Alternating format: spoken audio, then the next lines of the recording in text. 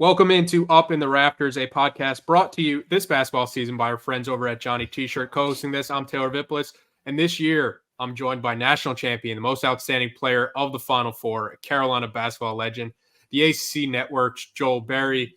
Joel, we kind of talked off air, but just how was your holidays? How was your New Year? How's everything with the family?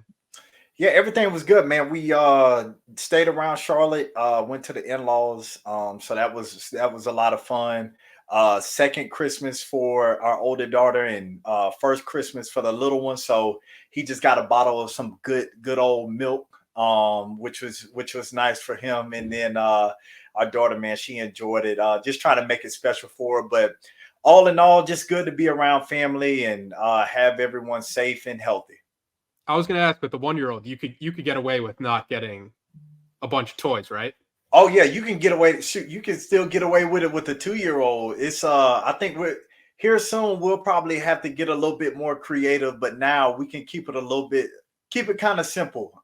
Before she starts demanding jewelry. So, and Carolina basketball, they start the new year with their first true road game for this team this season. UNC beats Pittsburgh 70-57. Before we get into the questions and the specifics, what was your biggest takeaway watching this game? Yeah, I think it was it wasn't the most exciting win and it wasn't clean in any way, shape, or form, but I think it shows that this team can win in different ways. And they didn't shoot the ball well. I mean, they didn't. They came out and were 0 for 10 from the jump. But I just thought that once they got it going, it wasn't pretty, but they were able to get the job done. And sometimes during the season, you need those type of wins where it's not the prettiest, but you are able to learn different things that you can do as a team and learn how to kind of muck the game, or when the game is mucked up a little bit, how to be able to continue to propel. So overall, I thought it was a good win. And honestly, anytime you can get a road win, it's always beneficial for the resume.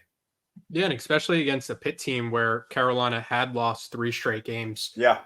In this series against Pittsburgh. Why do you think Carolina has struggled against Pittsburgh in this series recently? And what did you kind of see from this team to kind of think that they can be different? Yeah, well, last year, I mean, Carolina ran into a really experienced Pitt team. I mean, it was probably one of the most experienced teams Jeff Capel has ever had. And they just had guys who knew their roles, and they didn't go as deep, but they just had really veteran guys. And then the physicality and the way that Pitt gets after you defensively, they can make it tough for you. So I think with the struggles last year that Carolina had, they had to play a part into it. Into why they struggled a little bit, but man, it was a good win, and I thought that they played, like I said, I thought they played really well. Typical Pitt team, physical, mucking the game up, but they were able to surpass them. So I think in the past, that was a little bit of the problem, is just that physicality, and then Pitt having a really experienced team last year. You have this Pitt game a couple of days after Carolina beats Charleston Southern, and this team is coming off that extended break for the holidays. As a player, what is that time off like? And then having to pick it back up, knowing that you're about to get into the heart of your schedule. Yeah, it can go one or two ways. Your team can come back motivated, ready to go after spending some time with family, getting home and getting some of mama cooking. That always gives you a newfound energy. Or you could come back and just be very lethargic. I guess kind of coming out into the game, they missed 10 shots in a row, so it kind of took a little bit for them to get it going. But I think it's great for guys to be able to go home and get a little bit of time with their family. You sacrifice so much, and just being able to get home, get some of that family time, and then come back, it does give you a little bit more energy. And then you want to get back. You're ready to get into ACC play and get the season moving forward. But like I said, it can go one or two ways. And I thought in the game, in the beginning of the game, you saw a little bit of rust, but they got it going. And you mentioned it at the start of the podcast, how difficult it is to win in the ACC on the road. We hear about that all the time. How do you put into perspective how challenging it is to win on the road, no matter who you're playing in this conference? Yeah, well, when you look at it, you think about your freshmen, and you think about them going on the road, learning how to be able to travel, learning how to do those different things. I think those are like overlooked aspects of just being, quote unquote, a professional. And so you talk about learning, being able to travel, being able to stay locked in, not having your crowd behind you when those times when you do go 0 for 10 starting off the game, trying to find that energy. You have to bring that yourselves. And I think that's the biggest part of playing on the road is that the crowd energy, and then just being able to silence the opponent's crowd and not allowing them to get into a rhythm where they can then get their crowd behind them, and then the momentum is flowing. So just being able to approach the game in a way, be a professional, learn how to travel, but also being able to bring that energy. And it's really a collective. It's not only just about the guys that are playing on the court. It's about the guys on the bench being able to bring that energy, being able to cheer on the sidelines. And as the guys on the court are seeing their teammates cheer them on, all of that goes into playing on the road, man. And it's always a tough environment, no matter where you go. That overlooked aspect of, the freshmen trying to adjust to being on the road and getting up for these road games. Was there anything that helped you from that perspective? Because I think you are right that most fans just think like, oh, you just show up, you play. Right. Yeah, man. It's more than that, man. You talk about having to first stay locked in on what it is that you have to do individually, and then what you have to do as a team. You talk about all the things that you want to do leading up to the game, that scouting report. So now being able to retain that type of information, and that's part of the coaches part is not necessarily how much the coaches know, but how much can the players retain the information in the scouting report that's being given to them. So making sure that what your principles are, what is it that your opponent or the person that you are guarding is able to do, and everyone is able to do, with them being able to switch. But you got dinner, you got snack, you're watching film. So during that whole time, it is on the road, but you got to be able to stay locked in. And you really have to come together as a team. You only have yourselves. So being able to come together, make sure that everyone is locked in, that's the aspect of it. So just being able to tune in and stay in tune with the scouting report and what you want to do as a team. Yeah, the Carolina team against Pittsburgh, they start off slow offensively. They missed their first 10 field goals, but this team has been tested this season without question. According to Ken Palm, they've played a top 20 strength of schedule through this point. So it is a battle-tested team. And then I think there's a few things that Hubert Davis mentioned that they kind of, hang their hat on even when their shooting isn't going well, and it's defending, rebounding, and taking care of the ball. How much do you think just going back to the basics and being a team that has played a top 20 strength of schedule help them overcome maybe not their best shooting night to start that game against Pittsburgh? Yeah, and that's what looking at last year, they weren't that good defensively. I thought they were pretty bad in that area. And it affected, the way that they played defense, or the way that they shot the ball affected how they played on defense. And that really shows the maturity of your team is how can you remove yourself from how you play offensively? Like, you go on the other side of the ball. That is something that you have control over, your effort, your intensity on the defensive end. You have control over that. That doesn't take any, sometimes the ball just doesn't go in the basket. But when it comes down to defense, that's all something you have control over. So them just being able to really lock in on the defensive end, I thought that was huge. And that's why I made the point of just being able to win in a different way. And to your point, not being able to shoot the ball, but still being able to show up defensively and get after it. And that's what really kept them in this game, is that when those shots weren't being made, it wasn't like Pitt was making a ton of shots as well. They were still defending.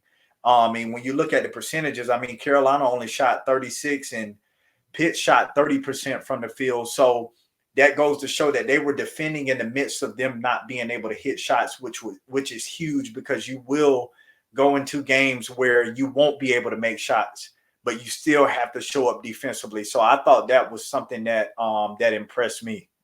Yeah, it was a big defensive effort from Carolina. You mentioned the 30.9 shooting percentage for the Pitt Panthers, but they also shot 26.5% during the second half. So Carolina was really able to close out the game. And on the topic of defense, Pitt has a top 50 scorer in somebody like Blake Hinson, and Carolina holds him to 4 of 16, 25% from the field.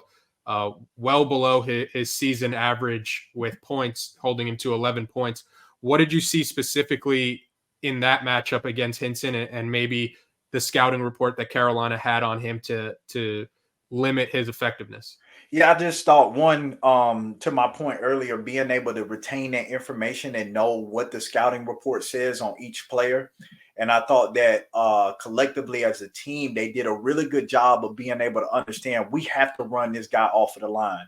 If we allow him to even have a split hair of an open window, he's going to get it off, and he has that type of shot making ability. So I thought that they had a really good sense of urgency every time they came off of he came off of a dribble handoff or a screen. They had a hand up, like not just a hand up, but they were in his shot pocket, not allowing him just to go straight up into a shot. And when he did have the opportunities to shoot the ball, they made it tough for him. So I thought that they really did a good job of just paying attention to the scouting report. And like I said, with the switching that they do, it's not only, Harrison Ingram understanding the scouting report. It's RJ, Elliott, Seth. All of those guys have to be able to understand, because at any point they could be switched on them. So I thought that like I said, collective effort and understanding that we got to run this guy off the line. We can't let him get comfortable. And like you said, 2 for 11 from the 3-point line. Pitt comes in making nine 3-pointers a game, and they only had 5 total. So they did a really good job of just sticking with that scouting report, running those guys off the line.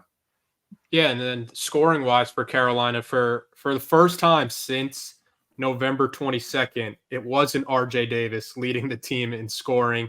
It was Armando Bott. That's crazy. It was Armando Bott leading the way with 16 points, 10 rebounds, surpassing 2,000 career points against the Panthers, becoming the 7th Tar Heel to achieve this feat. What did you see from Armando? And then can you speak to just the accomplishment to score 2,000 career points? I know there's a bit of an asterisk there. Yeah, I was going to say, do we put an asterisk by his name? I mean, it's got to have like points per game, because his games are going to be the highest total we've ever seen at Carolina. Right. No, that doesn't mean we take away from what Armando has did. Look, he has put in the work behind closed doors, and this is what you get when you do put in that work. What I like about this year is that it's been a little bit different. I think it's pretty crazy to say that he's having a okay year and he's still averaging a double-double, which is that's not easy to do. I don't care who you are. It's not easy to average a double-double. I just think it looks a little bit different because last year at times they were struggling from the perimeter. So he had to shoulder a lot. And I think that's why his season last year was so heightened. But this year there are a lot of more weapons, and I'm sure you would agree that there are a lot more contributors to what is going on than it was in the previous year. So I think that has to do a little bit with it. But man, it's so impressive to be able to be in the ranks of some of the greats in Carolina. Like, I think sometimes it's we take it for granted, some of those records, and the guys are telling it to you and you're like, oh, whatever.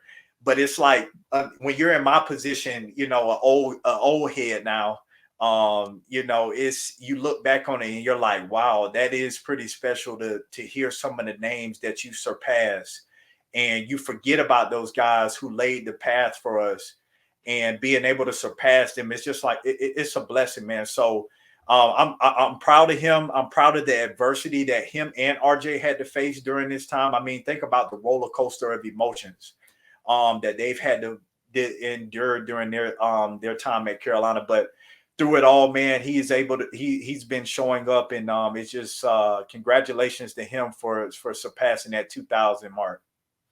As a player in the moment, you're so locked in on like what you have to do next.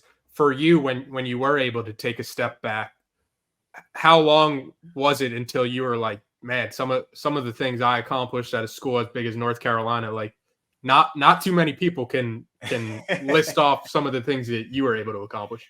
Yeah, it's just part of being a young kid, man. And like you said, just always being in that mindset of I got to, what's next.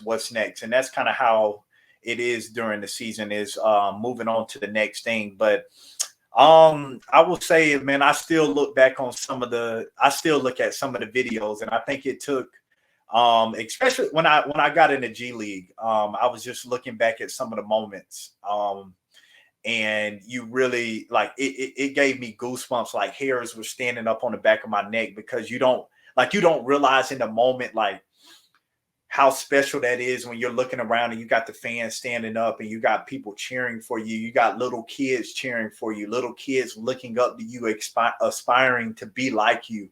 You really don't get a chance to see that in the moment until you leave, and you really get that appreciation. So it took a little bit, but I still look at some of the videos. The only one that I can't look at is Villanova. Yeah. I'm right there with you. I've seen that game too many times. It's one of my least favorite parts about March Madness, because I know they're going to play it. Right. I can't find the remote fast enough. Right. Oh man. But with this Carolina team, it has been predominantly RJ Davis leading the team in scoring. Occasionally you'll get a big Armando Bott game, but they do have other big time scoring options when you're looking at this roster, whether it's Cormac Ryan, Harrison Ingram, Seth Trimble lately.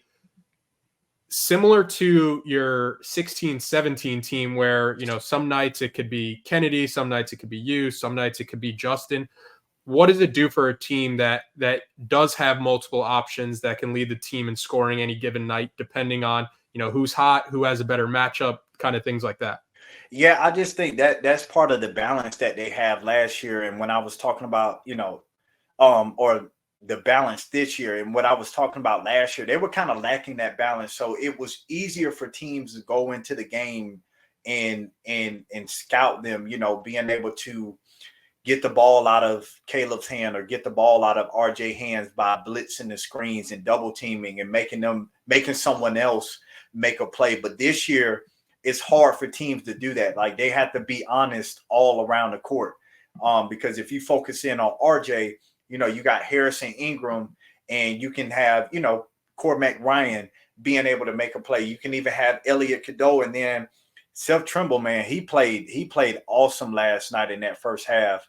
Just had a complete game, really. But I like the way what he brought off the bench. But it really makes it hard for teams to scout your team because of the balance and the playmaking being able to come from different spots, and not just, okay, we know we have two guys that we need to stop, so we are going to focus on them, and then we let everybody else score. But if you let everyone else score on this Carolina team, now you got, like we said, Armando being able to lead. It can be Harrison Ingram being able to lead one game. It can be Cormac Ryan. It can be someone off the bench.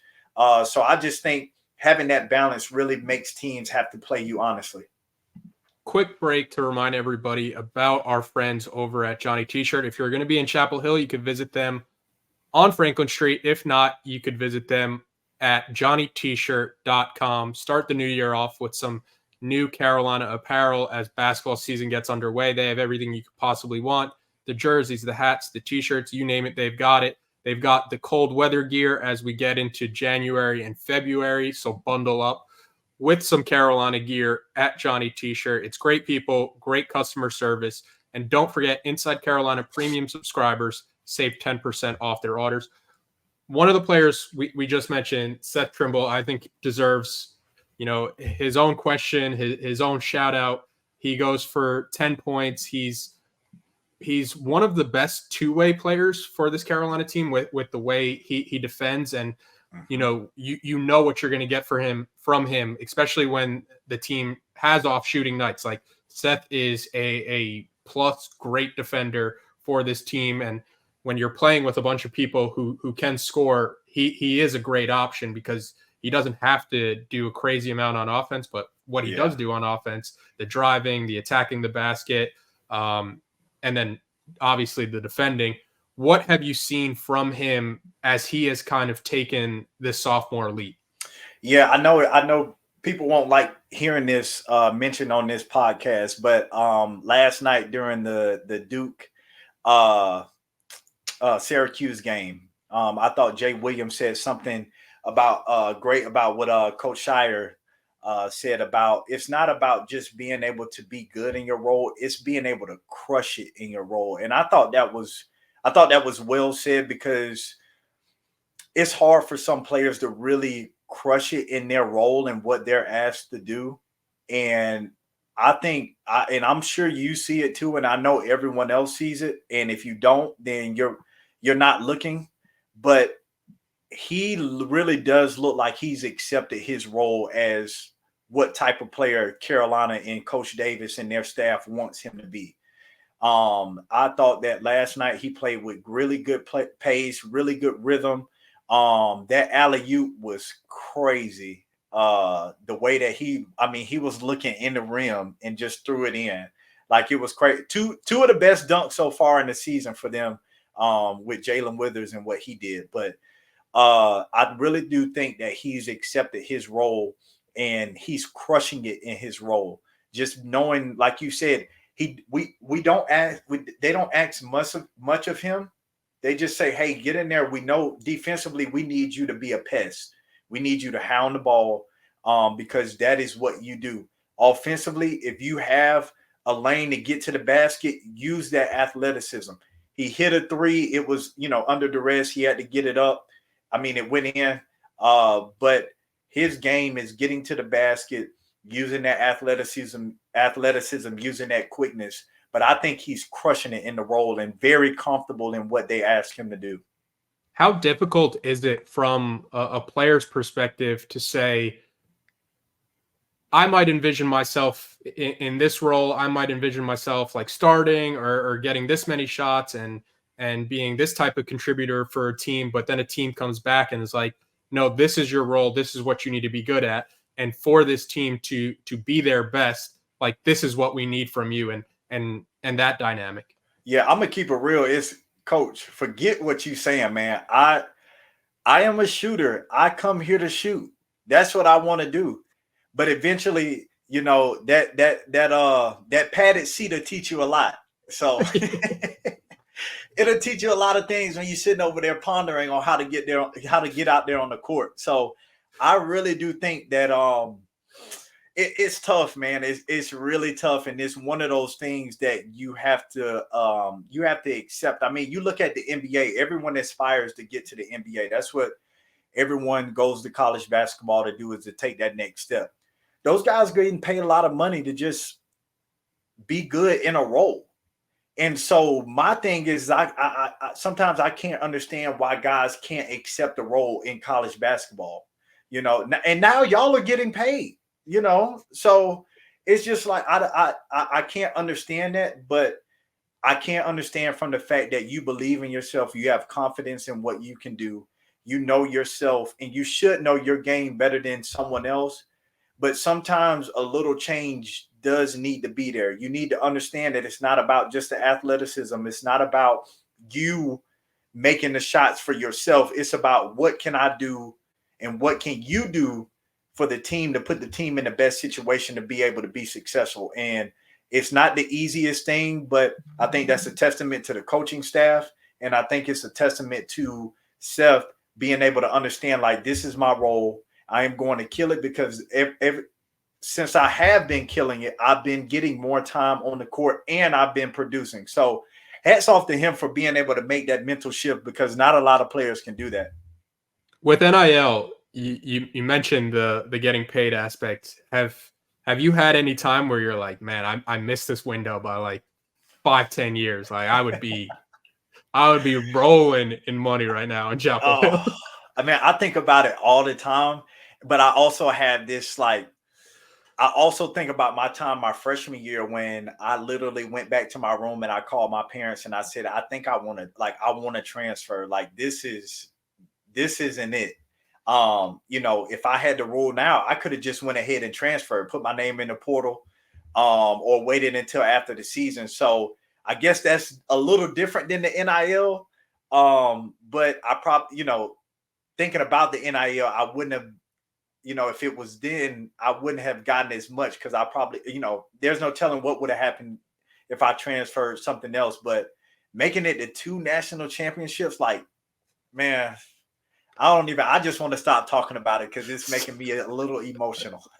Sometimes you need the struggle though to build the character. Like sometimes you need those moments where you're like, I'm about to swipe my debit card. I don't know if it's going to go through. But I'm going to give it a chance, though. I'm going to give it. I don't know if overdraft going to kick in or what, but I'm going to give it a chance. One of the ways Carolina was able to beat Pittsburgh was this was a Pitt team that led the conference in rebounding going into this game. It was a challenge for Carolina, one that it looked like they took personal, and especially when you hear the players and Coach Davis talking about it in the postgame, Carolina wins the rebounding margin by 10, 51-41. What did you see there and the challenge that Hubert Davis kind of made to this team to be more physical and to be more tough? Well, I think that was the emphasis because Pitt does play some really big lineups. Like last night, they had the Guillermo Diaz brothers out there who were both footers. And then they had Blake Henson. They had Carrington out there. So, I mean, that's running 6'7", 7 footers. I mean, that's a lot of size out there. So the only way that you can combat that size is you have to be able to stick your nose in there, get a rebound as a guard, be able to block out. And what we used to talk about all the time is I think the concept of blocking out is, okay, I got to block out and then I have to go get the rebound. But sometimes blocking out is just let me block out and then maybe someone else can get the rebound.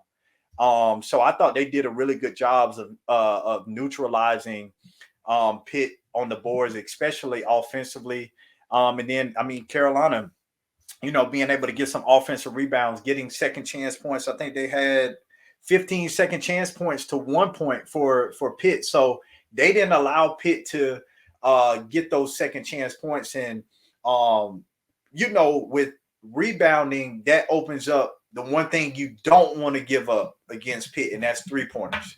The easiest time that you can get a 3-pointer is off of an offensive rebound. So being able to limit them offensive rebounding, limiting them to 1 point, I thought that was huge for Carolina, and they'll need to do that every single game, being able to block out and being able to give Armando some help down there rebounding the ball.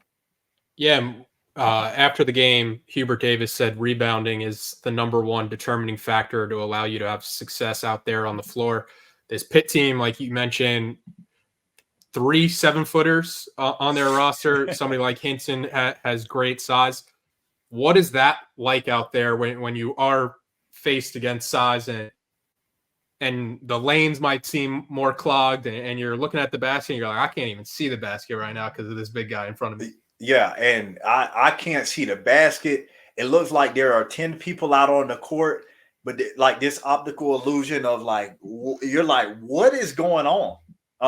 I still think about the Florida State team that we played that kind of resembled the size that Pitt can have on the court at times when you're looking around like there's no space to do anything right now. But I thought they did really well. And, part of that is just, one, being physical. And then 2, it's just a mindset. It's an effort. It's a mindset to put in the effort and have that effort to be able to do something that is essential to winning the game. And like you said, Coach Davis said it was a big part of what they did in this game. But I mean, moving forward, talking about Clemson coming up, they have size as well. So you have to be able to box out and you have to have a collective effort on the board. And it really is a determining factor in really close games when you especially against good teams. Before we wrap up, a big shout out to our friends at Congruity. Congruity is a North Carolina-based national coverage, local presence company with personal support straight from the Tar Heel State. Congruity is empowering small and mid-sized business owners with HR and payroll outsourcing, enabling you to grow your business while they take care of your greatest assets, your people. And they are doing it with top-of-the-line technology and services for every stage of your business's growth with a state-of-the-art online platform. Congruity, they are obsessed with customer service where they become part of your team. They do the heavy lifting, providing essential admin support with a single point of contact and support available on demand with services that are tailor-made for you, transforming your organization. Congruity has helped hundreds of businesses improve and enhance their day-to-day lives, level up your HR capabilities, save money, unlock game-changing growth. Visit congruityhr.com/Tar Heels to learn all about Congruity. Fill out a quick form to be connected to their consultants, and they'll give Inside Carolina listeners or viewers a payroll and HR assessment for free. That's congruityhr.com/Tar Heels, congruityhr.com/Tar Heels. All right, back to the episode. Next on the schedule for Carolina is the aforementioned Clemson Tigers. At the time we're recording this, Clemson is 11-1, ranked 16th in the country. This is before they play Miami on Wednesday night. How does Carolina match up with this Clemson team? Yeah, they match up as far as size. They match up as far as having the talent. I do think that the challenge will be for Armando is somewhat in a way of what he faced against Villanova with Eric Dixon, being able to having to go against a guy who can step out from the perimeter. But PJ Hall can also is a really good post player as well. And so I think that'll present a challenge in itself. Last night, they went against a Pitt team where I thought they did a really good job of bringing over the second defender and stunning at the Guillermo brothers when they wanted to shoot a three to just, make it just give you something to get your mind off of just going in straight into a 3-point shot. So they will need to do that. But as far as guard play, I think they match up really well. It'll be a really good game.